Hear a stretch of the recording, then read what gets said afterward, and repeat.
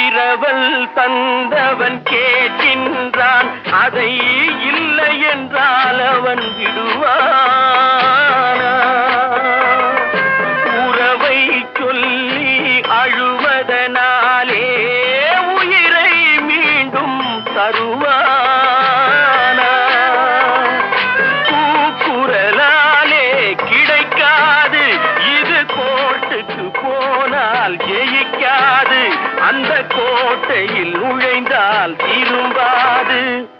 போனால் போகட்டும் போடா,